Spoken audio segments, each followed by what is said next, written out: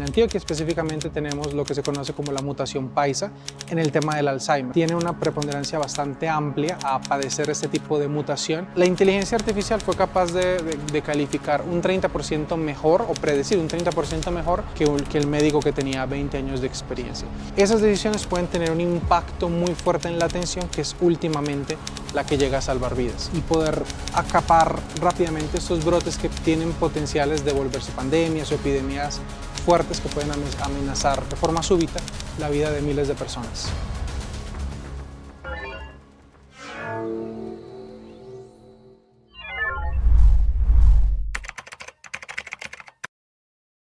Hola, buenos días, buenas tardes, buenas noches. Bienvenidos al podcast de BA Consulting Lab de Decision Blueprint. Mi nombre es Brian Castaño, soy el gerente general de la compañía y hoy me acompaña nuestro director de operaciones, Santiago Sánchez. Mucho gusto, Santiago Sánchez, soy el director de operaciones de BI Consulting Lab.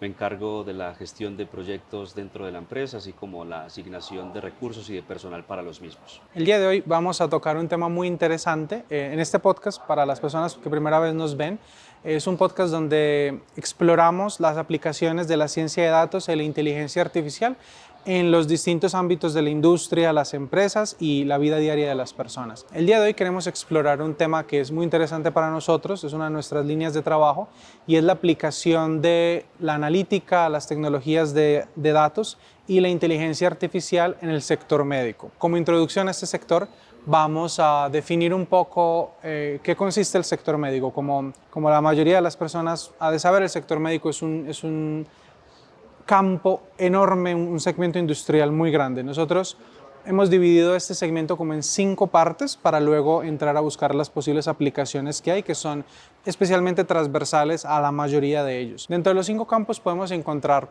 primeramente el tema de la atención primaria, que es donde uno como persona va a un centro médico y tiene una primera capa de atención. Luego está la atención secundaria o la atención de especialistas, donde uno puede ir a los distintos médicos especialistas de acuerdo a la dolencia o a la necesidad que tenga. Luego está la capa de atención médica hospitalaria. Ahí es donde los médicos ya no están analizando o preveyendo una posible enfermedad, sino que ya reaccionando ante una emergencia, ante un procedimiento, y ya entran a hacer los procedimientos más invasivos, cirugías, estudios más a fondo de resonancias magnéticas, etc. Luego tenemos como un cuarto elemento todo el tema de equipos médicos, desarrollo de tecnología, software y equipos médicos, todo lo que es la gestión y el manejo de los distintos equipos que utilizan los médicos, desde un barómetro hasta el más sencillo, hasta la máquina más avanzada de resonancia, los dispositivos de incisión para una cirugía. Todo este tema de desarrollo y cuáles son las industrias o los manufactureros que entran a colación en esta etapa. Y ya por último tenemos toda la parte de investigación farmacéutica, biomecánica, todo el tema de biotecnología, que le permite a los científicos, a los médicos científicos, ir avanzando un poco más en el desarrollo de nuevas terapias, nuevos tratamientos y nuevos medicamentos para las distintas dolencias que vamos experimentando día a día. Bueno, habiendo definido esto, pues no podemos tocar todas las posibles aplicaciones de la ciencia de datos o la analítica en el espacio de una hora, que es más o menos lo que tenemos, así que hemos decidido hablar de algunos elementos en particular, que ya nos va a introducir Santiago.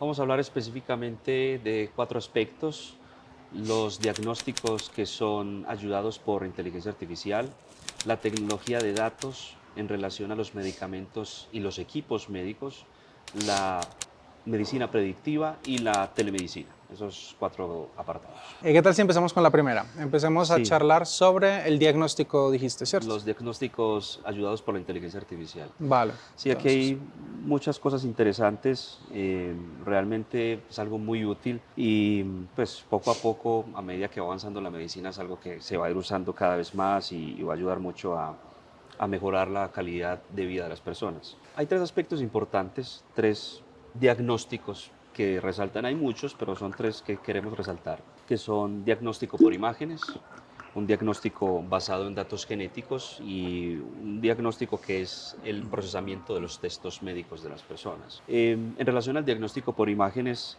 a través de de los sistemas de inteligencia artificial se pueden realizar un estudio mucho más detallado que los que hacen los mismos médicos a simple vista, ¿no?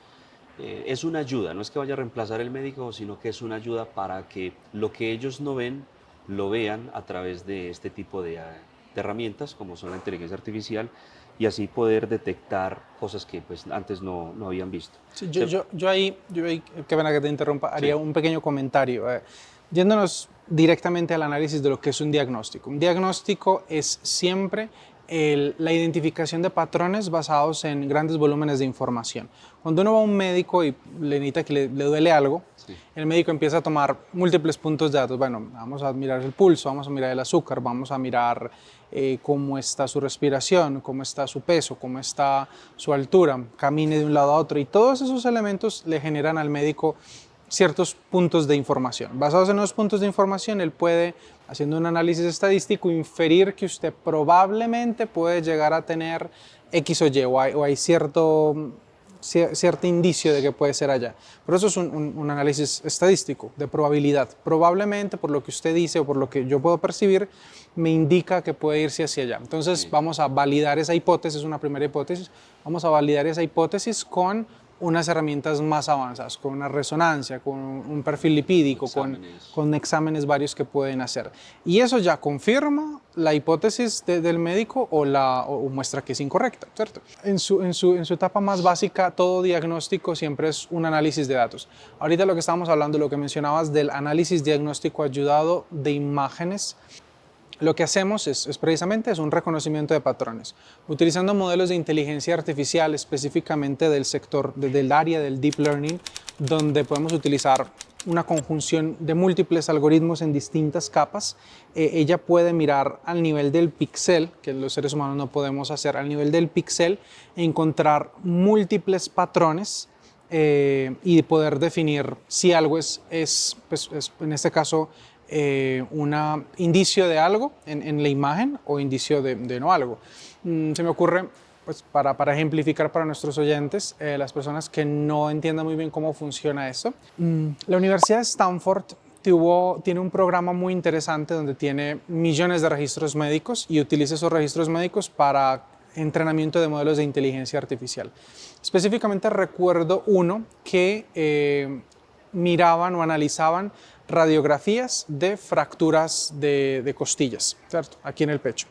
Entonces, lo que hacían es que le entregaban a la modelo de inteligencia artificial que estaban entrenando decenas de miles de radiografías, señalando, mostrando los lugares donde se podían percibir las lesiones, las fracturas. Entonces la inteligencia artificial o este modelo de deep learning con redes neuronales lo que hace es que coge la foto, mira cada uno de los píxeles de esa foto, que son millones de píxeles, y empieza a identificar los distintos patrones, ¿cierto? Empieza a mirar uno, empieza a mirar otro, empieza a mirar otro, y ya tiene un punto de referencia porque con la base de datos de entrenamiento se le enseña qué patrones son considerados dañinos, es decir, qué parte de la imagen tiene la fractura, la lesión, o hay algún tipo de deformidad o lo que se esté analizando y cuáles son normales. Entonces ella, a través de mirar múltiples ejemplos, miles de ejemplos, puede encontrarlos, puede entender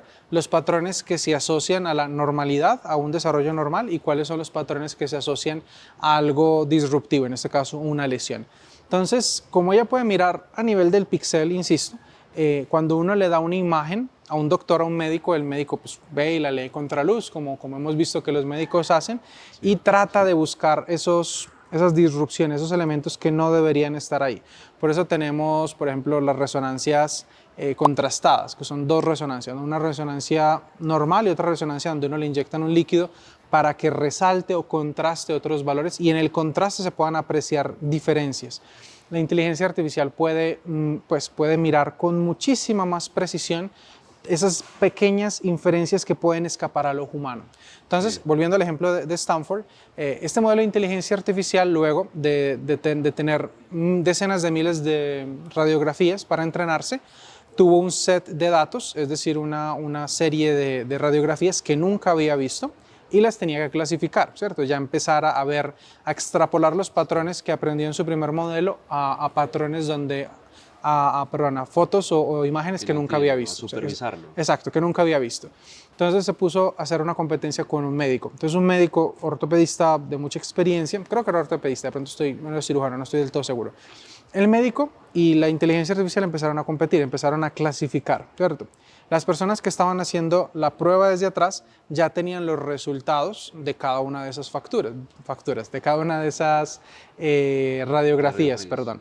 Entonces, la inteligencia artificial fue capaz de calificar un 30% mejor o predecir un 30% mejor, no predecir, identificar un 30% mejor una lesión que el médico que tenía 20 años de experiencia. Y esto se debe no porque el médico no fuera bueno, era de hecho muy bueno, se debe a que la inteligencia artificial tiene una capacidad de visión mucho más ajustada y mucho más precisa que nosotros. Y la identificación de patrones, que es algo natural en nuestra visión, se ve potenciada por millones de veces con las potencialidades que tiene la inteligencia artificial. Nosotros no somos capaces de medir patrones o descubrir patrones al nivel del píxel porque no los percibimos. Nosotros podemos percibir, ahora no sé cuántos píxeles, pero nuestro ojo no, los agrega para poder darle sentido a una imagen. En el caso de la inteligencia artificial, ella puede ir al nivel más bajo de granularidad, al nivel más bajo de detalle y poder identificar esos patrones que son imperceptibles al ojo humano. Entonces, esa es una de las razones por las que todos los diagnósticos que se apoyen en visión humana son susceptibles a mejoramiento, como decías, a través de modelos de inteligencia artificial. Los retos que yo encuentro ahí o que pueden existir es una buena documentación de todos los registros y amplias cantidades de calidad, de imágenes de calidad, de datos que podamos después meterlos a estos modelos de inteligencia artificial. Y luego quizás su uso, cómo podemos conectar estos modelos con las herramientas que utilizan a día de hoy los hospitales, de forma que los médicos puedan recibir asistencia en el tiempo, en el momento, para poder dar un mejor diagnóstico a los pacientes. Sí. Porque pues, estos experimentos se han hecho a nivel académico, ¿no? Pero no digámoslo, la asistencia en tiempo real todavía sigue siendo un reto, en parte pues, por los distintos tipos de máquinas que manejan los hospitales, que no son pues, siempre los más modernos, muchas veces son analógicos, entonces no tiene una conexión para, digamos, tipo API, para uno conectar un modelo de visión computacional en la nube y poder, conectarlo al aparato. Conectarlo al aparato y que los datos que se generan en tiempo real pasen por el modelo, sean analizados y luego tengamos una respuesta, ¿cierto? Una respuesta. Porque es difícil meter un modelo de inteligencia artificial dentro de un aparato analógico, habría que cambiar su código base y eso tiene pues, múltiples elementos de PEREX, hay mucha dificultad al respecto. Entonces, bueno, eso es uno de los retos que hay, pero esa es una de las posibilidades de diagnóstico que tenemos. De hecho, complementando esto que estabas diciendo, Google Health utiliza la visión computacional y el ejemplo específico en ellos es que leen las mamografías para la prevención del cáncer de mama, para evitar que sean falsos negativos o obviamente para la prevención, en qué partes hay, y a través de la lectura de la pixelación de las imágenes puede predecir de una mejor manera, por ejemplo, si una mujer va a tener un cáncer de mama o no. Lo digo porque es muy útil. De una forma temprana. De una forma temprana, porque es, digamos, a todas las mujeres o a cualquier persona le es mucho mejor que le identifiquen la enfermedad a tiempo o cuando ya ha hecho metástasis, desafortunadamente, un cáncer o cuando ya es muy tarde. El tema con el cáncer siempre es el tiempo. Sí, es el tiempo. Entre más rápido, a ver, nada más para que la gente también lo tenga presente, nosotros todos los días generamos células cancerígenas. Nuestro cuerpo todos los días genera células cancerígenas y al mismo tiempo todos los días las limpiamos. Lo que la mayoría de las personas que no tenemos cáncer tenemos un balance positivo, limpiamos más de lo que se genera, por lo tanto nuestro cuerpo se estabiliza. Cuando entramos a patrones de inflamación crónico donde ya hay, donde las células cancerígenas se reproducen mucho más que lo que nosotros podemos limitarlas de forma natural en nuestro cuerpo, es donde empiezan a acumular y empiezan a empiezan a reproducirse de forma desordenada en nuestro cuerpo. Y como las células cancerígenas tienen una propiedad aquí es que son inmortales, no mueren de forma natural, ellas se reproducen, o sea, crean un conducto, un vaso sanguíneo donde se alimentan y están extrayendo alimento constantemente y el cuerpo, pues como es una célula, la está alimentando y esta se reproduce ad infinitum de forma que no para, entonces y puede inundar todo el cuerpo. Por eso lo importante de eliminar estas células y estos elementos infectados con cáncer lo más pronto posible. De ahí que la predicción temprana sea tan importante o tan útil en este tipo de modelos. Y ahora que hablas del tema de las mamografías, yo hace un par de semanas vi otro podcast donde hablaban precisamente de lo que estamos hablando, de la visión computacional aplicada al tema de las mamografías o el tema de los diagnósticos médicos. Específicamente en el tema de las mamografías ocurre un caso que amplifica bastante bien las limitantes del ojo humano, de nuestra capacidad de encontrar patrones. Lo que sucede es que en Estados Unidos, donde tenemos datos, aproximadamente del 100% de las personas que son diagnosticadas con cáncer de mama y entran a un proceso de cirugía para extirpación del mismo, aproximadamente un 10% tiene luego que entrar a una segunda cirugía. ¿Esto por qué sucede? Entonces, cuando se identifica el patrón de inflamación crónico en la mama, los médicos pasan a hacer un proceso de biopsia, ¿cierto? En la biopsia tienen un 99.99% de probabilidades de predicción con certeza de que sí hay o no hay presencia de cáncer. Una vez que se llega a una biopsia positiva, o bueno, negativa en este caso, y decir sí hay presencia de cáncer, hay que extirpar parte del tejido.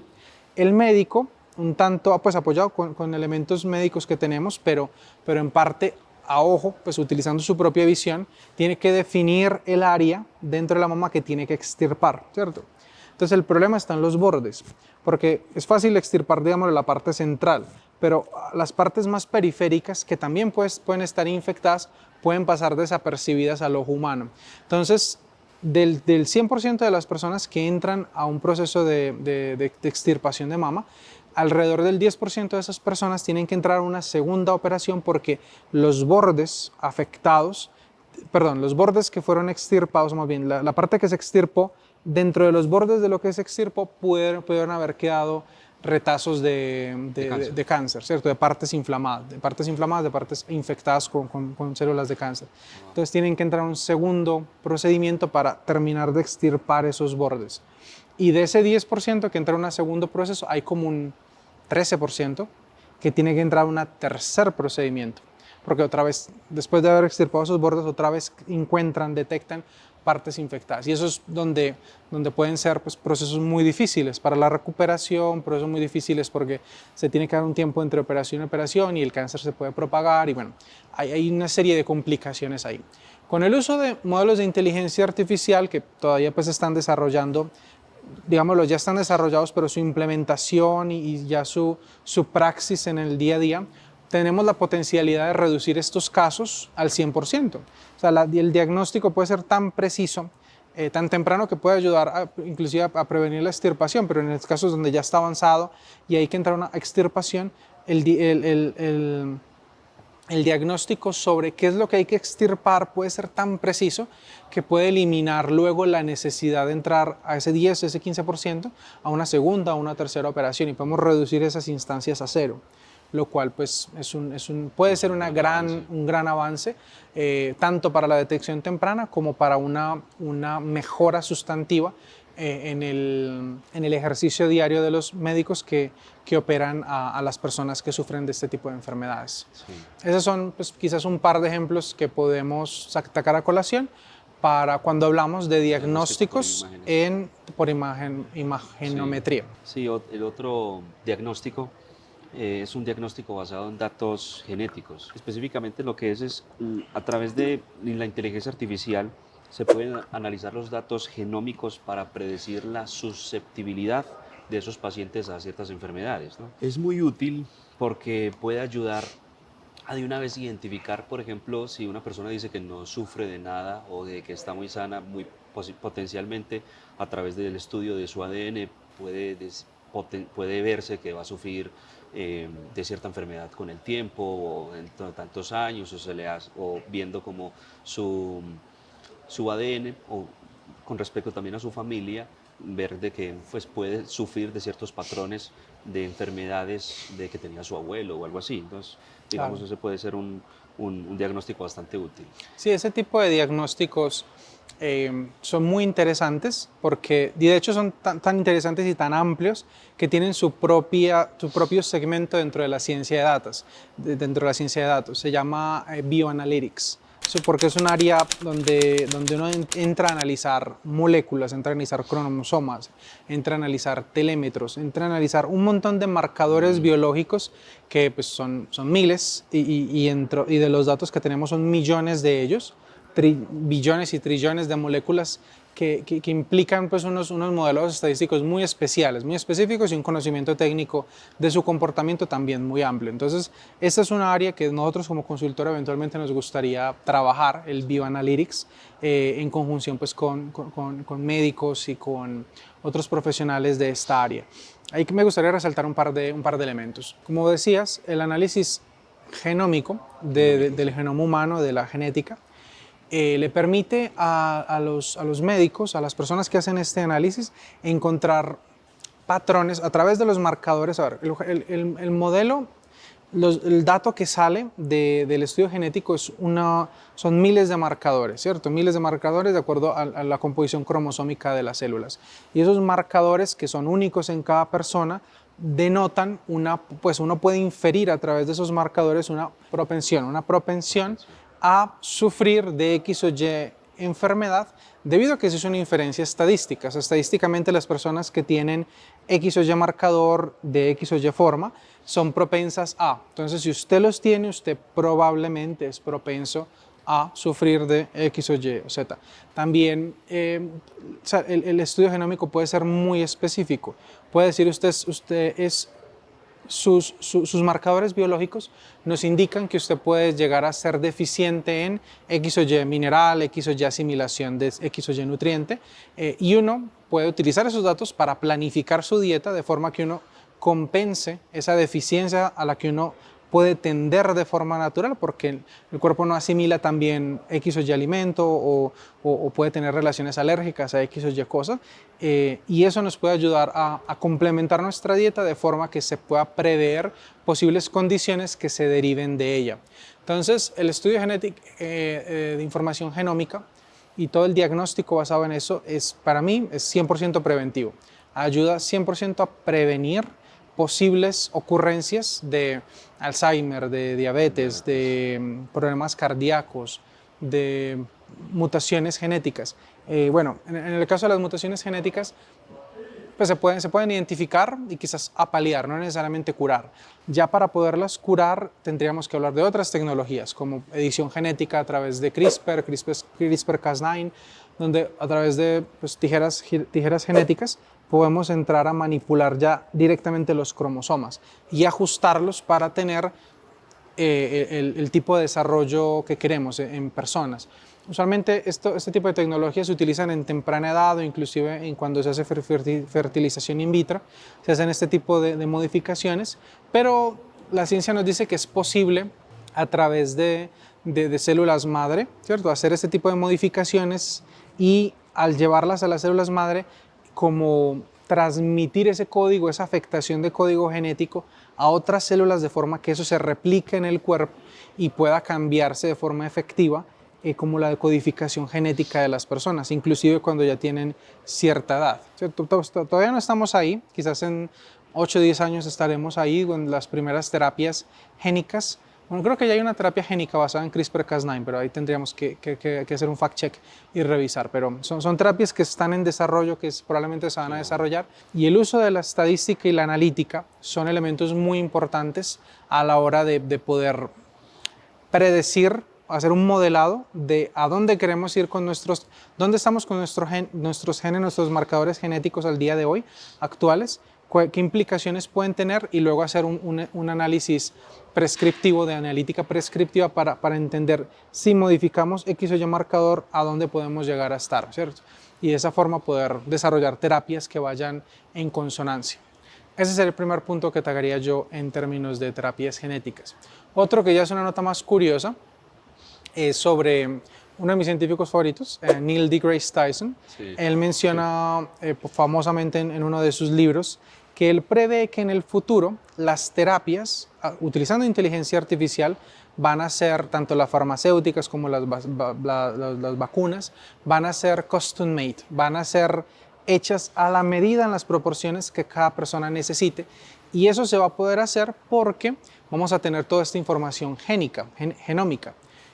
Hoy en día las personas que consumen algún tipo de medicamentos, o todos nosotros que hemos consumido medicamentos, cuando consumen ese medicamento pueden mirar en la parte de atrás de las cajas y pueden ver una lista amplia de posibles efectos secundarios.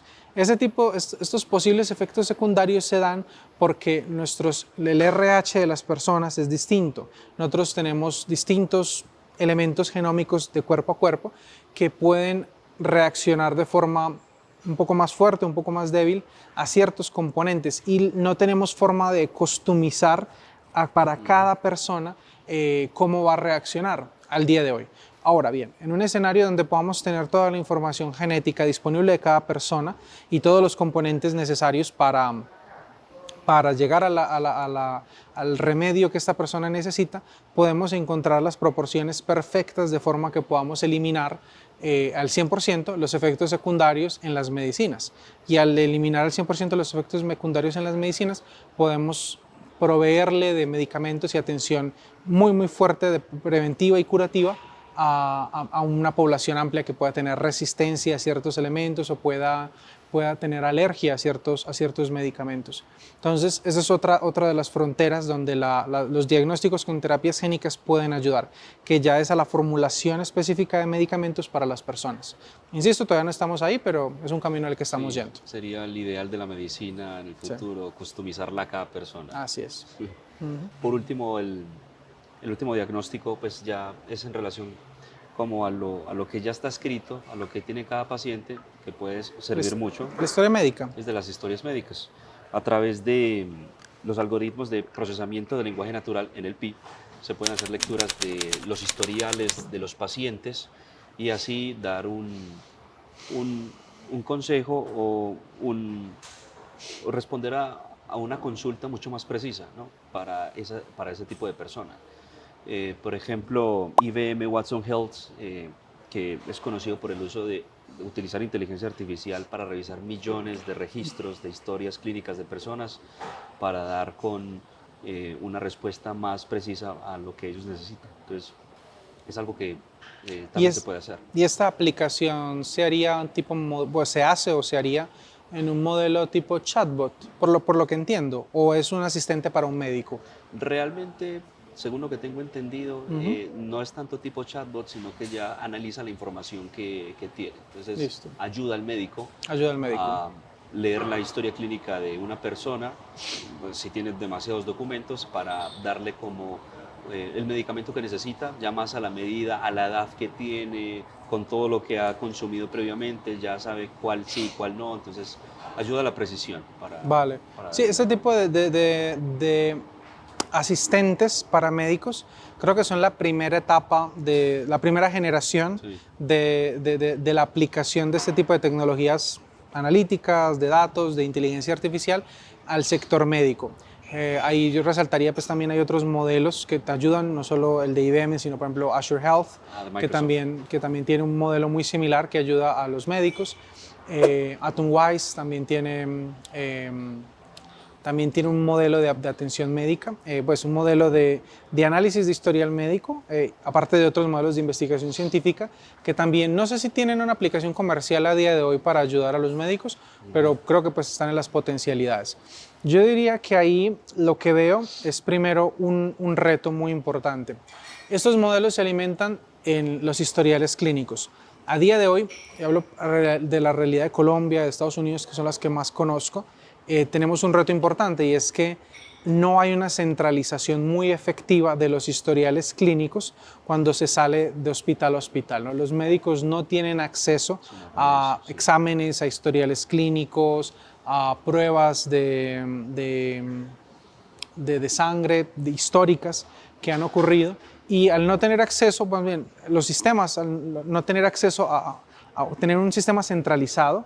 Al no tener un sistema centralizado por persona que nos ayude a acumular todos esos históricos, estos modelos solo son tan buenos como la información que se les pueda dar. Entonces, si uno les limita, solo les da una información parcializada, sus respuestas no van a ser tan precisas, no van a ser tan eficientes, porque van a tener solo una foto, cuando deberían tener un álbum de fotos de múltiples momentos, desde cuando uno es pequeño, cuando uno va creciendo, para entender los antecedentes clínicos, familiares inclusive, de forma que puedan llegar a una respuesta mucho más ajustada. A eso hay que sumarle pues también otros entornos ya un poco más socioculturales, también específicamente el tema técnico. Por ejemplo, no es lo mismo ser un niño en una aldea en África que ser un niño en la Amazonía colombiana. La exposición que pueden tener a ciertos patógenos que hay en el ambiente, animales, a todo lo demás, pueden ayudar a la inteligencia artificial a orientar mejor un diagnóstico de acuerdo a las condiciones socioeconómicas, socioculturales o ambientales inclusive que se enfrenta el niño. En una ciudad desarrollada, altamente tecnificada, donde quizás hay mucha prevalencia de humo o de smoke, pues las condiciones respiratorias pueden ser distintas a las de un niño en una zona rural donde no existen ese tipo de patologías, por ejemplo, ¿cierto? Entonces, ahí es donde este tipo de sistemas tienen la potencialidad, pero nosotros necesitamos hacer un match, digámoslo, nosotros como sociedad y en este caso la industria médica tiene que hacer un esfuerzo para poderse ajustar a sus sistemas de forma que estos nuevos sistemas que llegan se puedan acoplar y puedan de verdad traer toda su potencialidad. Entonces, me parece que es una muy buena noticia el hecho de que tengamos todo este tipo de sistemas a día de hoy, y creo que es una invitación también a todos los centros médicos, gobiernos, que hagan ese plus, ese esfuerzo para poder llevar los sistemas a donde los tienen que llevar y de esa forma poder nutrir a estas inteligencias artificiales con la información que necesitan para poder ayudar a las personas y dar mejores diagnósticos día a día. Y así se pueden atender muchas más personas en menos tiempo y de una mejor calidad, más precisión. Entonces, Efectivamente. ahí está la ayuda de la inteligencia artificial. Sí. Y eventualmente quizás poderlo también trasladar a modelos de lenguaje natural, que ya sean literalmente chatbots, como médicos personales para Sí, uno. Quizás médicos es una palabra muy fuerte, pero unos asistentes sí. médicos personales que se basan en todos esos historiales médicos, en todos esos estudios, puntos de datos que uno les pueda ofrecer, y también apoyados de otros sistemas IoT para ofrecer información en tiempo real, de forma que puedan dar un diagnóstico y una asesoría médica complementaria, nunca quitando el apoyo profesional, al menos no en esta primera etapa, pero sí un apoyo complementario a lo que un médico le pueda decir a uno en una cita médica. Sí, total. Listo. Y creo que con eso concluimos los tipos de Los tipos de diagnósticos. diagnósticos, sí. Listo, vale. Ahora, el otro punto que vamos a hablar y traer a colación es la tecnología de datos en relación a los medicamentos y a los equipos médicos, ¿no? Y aquí hemos destacado tres grandes apartados, como son la gestión automatizada de inventarios, la trazabilidad y seguridad de los medicamentos y un control de costos de los medicamentos y de los equipos. Dentro de la gestión automatizada de inventarios, a través de lo que es la inteligencia artificial, se pueden solucionar eh, grandes problemas que tienen hoy en día los hospitales, como son, es que yo tengo mi cirugía para dentro de un año, Ajá. o no, este medicamento va a llegar en 2 meses o cosas así. Entonces, esa escasez de medicamentos, esa poca disponibilidad de equipos, aunque muchas veces los hospitales no tienen la culpa, Sí. se puede mejorar a través de una gestión automatizada de los mismos inventarios, Sí. en la que a través del uso de inteligencia artificial se prevea cuántas personas van a operarse en el siguiente mes o en el siguiente año, qué tipo de meses, sobre qué enfermedad se van a operar, qué tipo de instrumento van a utilizar, cuál es la máquina que los va a operar o que se usa para operarlos, qué medicamentos va a necesitar. Entonces, si se van a operar muchas personas del corazón en febrero, hay que comprar más medicamentos para el corazón en febrero más que en el siguiente mes. Entonces, ese tipo de cosas que son detalles que muy posiblemente los hospitales, por ahorrarse costos, pueden que no le vean cierto valor, a la hora de ahora va a tener mucho valor en el tiempo. O no tengan los sistemas para llegar a esas conclusiones, También. que volvemos al punto anterior. Yo creo que este punto habla 100% del poder de la analítica, ¿cierto? Hay una frase, se me escapa el nombre del autor en este momento, que es muy famosa, donde habla: los datos son el nuevo petróleo y la analítica de datos es el motor de combustión. De nada nos sirve tener un montón de datos que no podamos procesar, que no podamos trabajar. Y si tenemos un montón de capas, y si tenemos la maquinaria para poder hacer ese modelado estadístico, pero no tenemos un montón de capas o un montón de restricciones para llegar al crudo, para llegar al petróleo, que en este caso son los datos, también obstaculizan el proceso, ¿cierto? Entonces aquí necesitamos parte y parte, necesitamos sistematización amplia de los hospitales y de los centros médicos para poder capturar y digitalizar toda esa información y ojalá centralizarla, normalizarla a través de unos modelos fuertes de arquitectura de datos, ingeniería de datos robusta, que nos permita tener datos confiables, sólidos, estructurados, disponibles para luego hacerle toda una capa de analítica. Nosotros en nuestra práctica como consultora trabajamos con decenas, cientos de empresas a día de hoy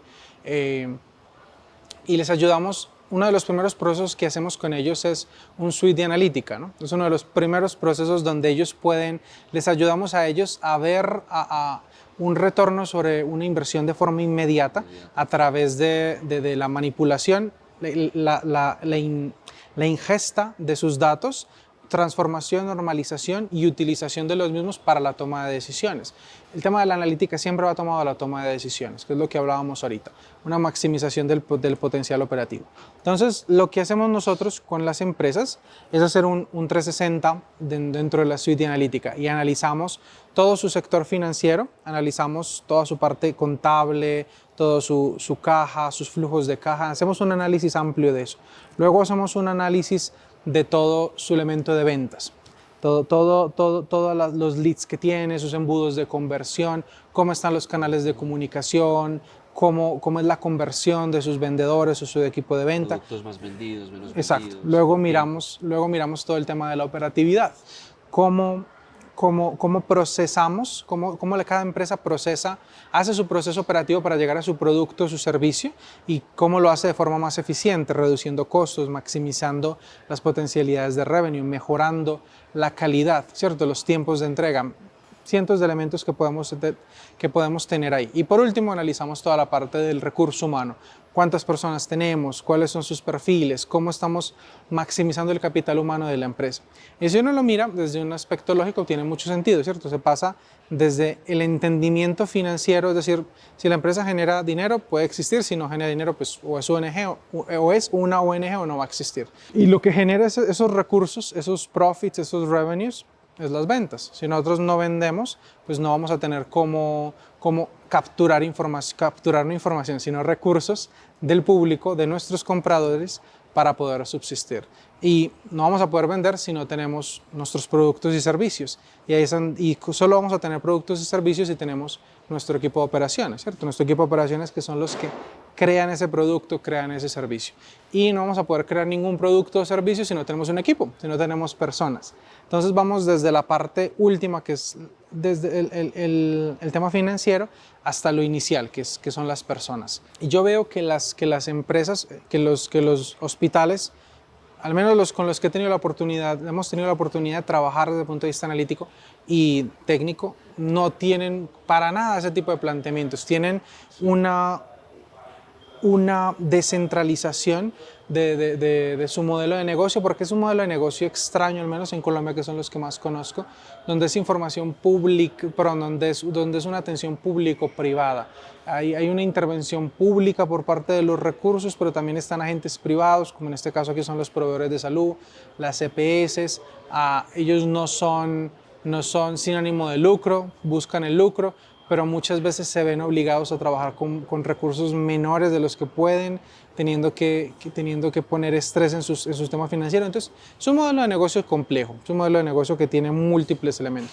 Yo creo que una primera parte para hacerlo más eficiente y para poderlo hacer más navegable dentro de su complejidad, dentro de su cariz público y el tiempo privado, es precisamente una arquitectura de información que permita hacer análisis a todos los niveles y específicamente el que estamos hablando aquí a nivel operativo. A nivel operativo que le permita, en este caso a las empresas médicas, a los hospitales, a los centros médicos, entender todas esas cosas que mencionábamos ahorita de los volúmenes de carga de pacientes, cuáles son los tiempos o momentos donde más llegan, cuáles son los rangos de edad con los que, para los cuales tenemos que prever o predecir qué capacidades vamos a requerir y de esa forma poder mejorar la atención a los pacientes. En casos donde hay de pronto un abultamiento un poco mayor de personas, puede generar colapsos muy fuertes en la atención, en la calidad, puede retrasar operaciones importantes durante meses y veces quizás que las personas no tienen antes de tomarse la operación para poder mantener su calidad de vida o inclusive para vivir. Entonces, una buena arquitectura de la información puede ayudar puede generar las condiciones para que entren modelos robustos de analítica que le ayuden a los hospitales a tomar mejores decisiones. Y al tomar mejores decisiones, esas decisiones pueden tener un impacto muy fuerte en la atención, que es últimamente la que llega a salvar vidas. Entonces, todo esto a mí siempre me habla de el imperio de los datos y de la preponderancia de la necesidad de utilizar las herramientas analíticas para la toma de decisiones. Empresas de cualquier nivel, pero empresas que tienen las vidas de las personas en sus manos, como son las empresas médicas, tienen, creo yo, una urgencia especial. Y quizás dentro de todas las industrias médicas dentro de todas las industrias, la médica es quizás la que menos preponderancia tiene en su optimización de su recurso y de su operatividad. Entonces yo creo que hay una gran oportunidad para todas las personas que puedan entrar una mano y colaborar en el tema de gestión de la información, y un llamado también a los hospitales y centros médicos para que le den una importancia amplia a la organización de su información y para poder crear las condiciones necesarias para la utilización de la misma y en la toma de decisiones. Sí, es. Otro aspecto importante que hemos resaltado es la medicina predictiva, ¿no?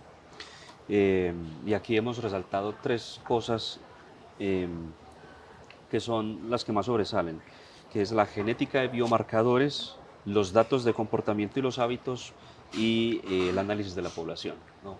Dentro de la medicina predictiva. Lo que sería genética y biomarcadores,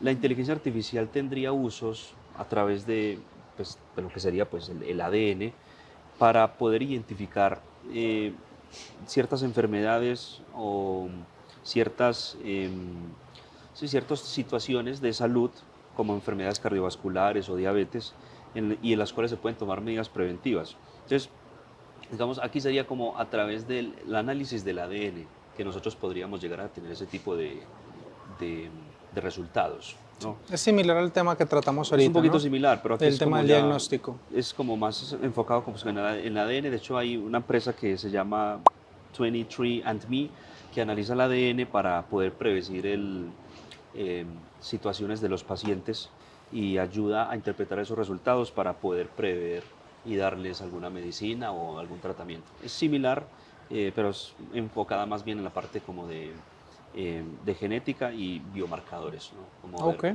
Como ver cómo van desarrollándose, ¿no? Eso es uno de los apartados. Yo ahí nada más complementaría con que estos estudios genéticos y genómicos a gran escala, donde se pueden hacer muestreos significativos de poblaciones, nos ayudan a entender la preeminencia de ciertas enfermedades o ciertas tendencias a enfermedades en poblaciones específicas. Por ejemplo, aquí en Colombia, en Antioquia específicamente, tenemos lo que se conoce como la mutación paisa en el tema del Alzheimer. Las personas de Antioquia, creo que específicamente las de Yarumal, tienen una preponderancia bastante amplia a padecer este tipo de mutación que degenera en el Alzheimer.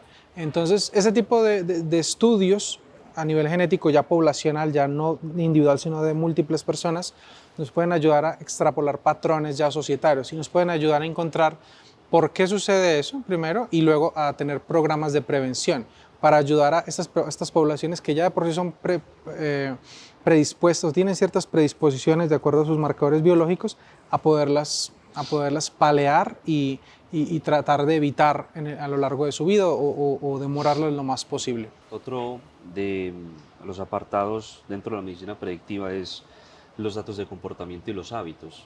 Es decir, a través de lo que las personas hacen se puede ayudar a predecir cierto tipo de enfermedades, basados, por ejemplo, en lo que son enfermedades como, basados, por ejemplo, en el ritmo cardíaco, en la alimentación, en el ritmo del sueño. Son como aspectos que se pueden leer para poder interpretar qué pueden sufrir. Esto ayudado de dispositivos con los cuales se pueden hacer este tipo de lecturas. Por ejemplo, relojes inteligentes, correas o bandas que se ponen sobre el pecho para realizar cierto tipo de ejercicios. Eh, por ahora esos que se me vienen ahora a la cabeza, pero a partir de este tipo de dispositivos también se puede ayudar uno a mejorar la salud, ¿no? Sí, yo creo que esa es una de las grandes fronteras que tenemos en la medicina y es la creación de la ingesta de información a través de dispositivos conectados a Internet o IoT, Internet of Things, donde podamos encontrar múltiples marcadores que nos permitan monitorear de forma remota a personas, a grandes grupos poblacionales y específicamente a personas, para poder ajustar los tratamientos a este tipo de personas. Y la detección temprana de situaciones que pueden ser riesgosas o inclusive de condiciones. Entonces, en el caso de distintos elementos de IoT que se tienen al día de hoy, como relojes inteligentes, como se mencionó, bandas, pulsómetros que nos ayudan a entender los ritmos cardíacos de una persona durante mucho tiempo, tensiómetros que nos ayudan a medir en espacios de largos de varios días los distintos subidas y bajadas de la presión de las personas, glucómetros donde nos permiten que están fijos en las personas y permiten mirar la evolución de la glucosa en sangre a lo largo del tiempo, entender los picos y las bajadas. Todo ese tipo de datos, en la medida que se puedan masificar, en la medida que uno pueda constantemente durante grandes periodos de tiempo, ojalá años, proveer esa información, los médicos tienen los modelos de inteligencia artificial y los médicos tienen las potencialidades de hacer diagnósticos mucho más específicos y descubrir, por ejemplo, patrones arrítmicos en el corazón y detectar de forma temprana enfermedades cardíacas. Pueden detectar casos de estrés álgido donde hay riesgos de eventos cardiovasculares, de eventos cerebrovasculares, de eventos de picos amplios de glucosa donde puede haber comas diabéticos, donde pueden haber hiperglucemias, hipoglucemias, todo de forma remota, de forma que se puedan prever y ayudarle a la persona a indicarle que puede estar empezando a entrar a un ciclo crítico y que busque ayuda médica de forma temprana y eso puede ayudar a salvar vidas. Y también le puede ayudar a la persona no solo pues a responder a una emergencia, que también, sino también a entender cómo su cuerpo funciona y teniendo ese entendimiento de cómo su cuerpo funciona, poder ajustar sus ritmos de vida para poder llegar a una vida mucho más sana y poder normalizar todos los marcadores que puedan estar un tanto desbalanceados. También como último aspecto dentro de la medicina predictiva, hay un análisis que se llama análisis poblacional, que es tomando toda la información o grandes volúmenes de información de la población en relación a la salud, se pueden prever cierto tipo de eventos masivos, por ejemplo, pandemias, brotes, enfermedades que sean, pues, que lleguen a muchas personas.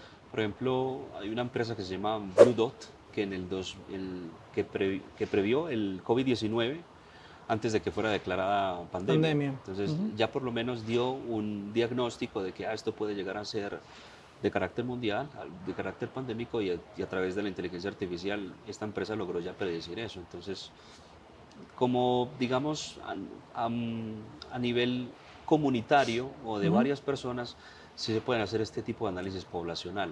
Sí, yo creo que ahí es donde más avanzados estamos en este momento, en análisis de estadística poblacional amplia, donde empresas como Blue Dot y organizaciones como la OMS pueden recopilar millones de puntos de información en miles de partes al tiempo y extrapolar esa información para tratar de entender patrones genómicos, descubrir tempranamente brotes de epidemias o en este caso pues de una pandemia, poder entender perfilamientos poblacionales de tendencias a padecer X o Y enfermedad, la sazonalidad la seasonality de ciertas enfermedades, como por ejemplo el flu season en Estados Unidos, en Europa, y tomar medidas preventivas al respecto, que fue pues, ayudar a las personas a tener un mejor estilo de vida. Yo creo que eso solo va a mejorar en la medida que podamos generar muchísimo más datos o capturar muchos más datos de los que a día de hoy podemos. Todos esos modelos se van a perfeccionar y nos van a ayudar desde el control poblacional, desde los entes que supervisan eso, a tener una atención mucho más precisa y poder acapar rápidamente estos brotes que tienen potenciales de volverse pandemias o epidemias fuertes que pueden amenazar de forma súbita la vida de miles de personas. Ya como el último de los grandes apartados, tenemos la telemedicina. Y dentro de la telemedicina hemos resaltado 3 grandes aspectos, como son la atención asistida por inteligencia artificial, el monitoreo remoto de pacientes y la accesibilidad a zonas remotas. Sí.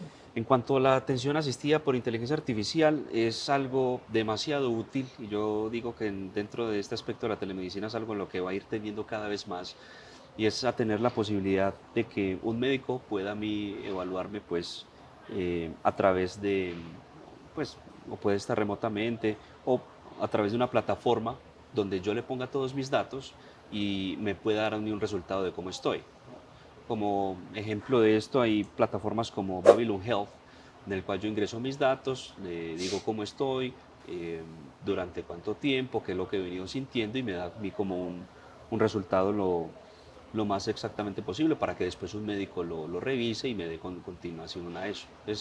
Es uno de los grandes avances que yo veo en relación a la telemedicina y el futuro, entonces es muy útil. Yo creo que, y eso lo podemos terminar como punto final de la conversación, la telemedicina va a ayudarnos a migrar a un modelo completamente distinto de salud, así como lo veo yo.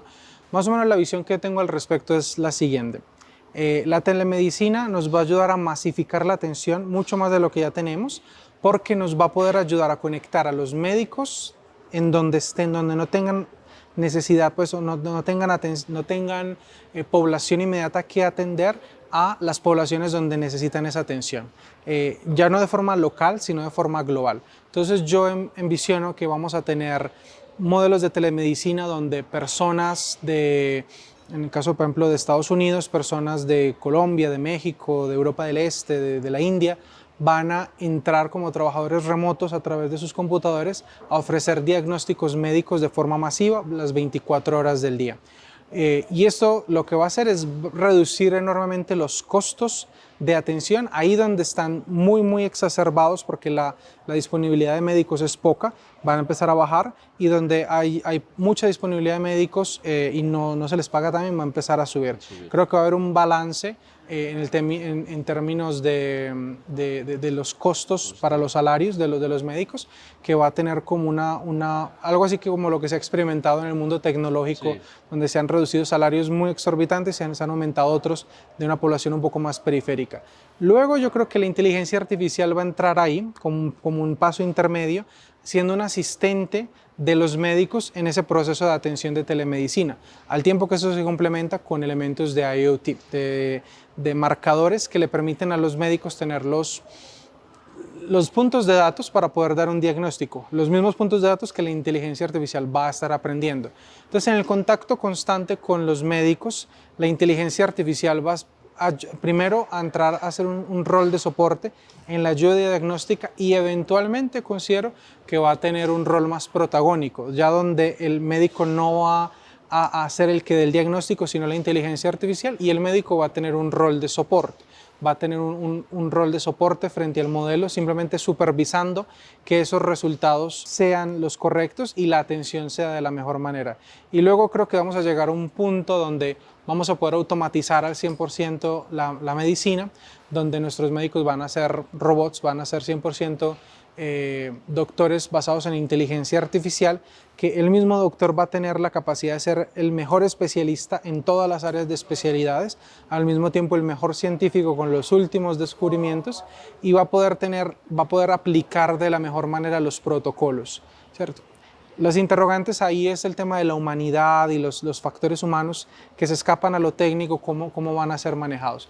Creo que ahí todavía habría un pequeño espacio para la intervención humana, pero probablemente el tema de la inteligencia artificial nos va a permitir automatizar, gracias a la telemedicina, el 100% del tema diagnóstico, y eventualmente con la incorporación de la inteligencia artificial a los robots quirúrgicos, vamos también a poder automatizar esas intervenciones más invasivas en el cuerpo, al punto que se van a volver tan económicas que vamos a poder tener médicos o cámaras de operación en nuestras propias casas, como en algunas películas de ciencia ficción como Elysium y otras, que llevan a ese punto donde uno puede tener su propio centro médico de forma compacta en su casa, apoyado de modelos de inteligencia artificial. Creo que ese es el futuro, ojalá pues, Dios lo permita, lleguemos allá, y creo que con eso podemos terminar un poco la conversación del día de hoy. Esperamos que los temas que tratamos el día de hoy han sido útiles para las personas que lo vean. Es un tema muy amplio, hay muchas cosas más que podíamos haber tocado, pero el tiempo no nos dio, entonces los esperamos en futuras ediciones de Decision Blueprint, para poder seguir abordando y explorando distintos temas y distintas aplicaciones de la analítica, la ciencia de datos y la inteligencia artificial en el mundo y en la industria.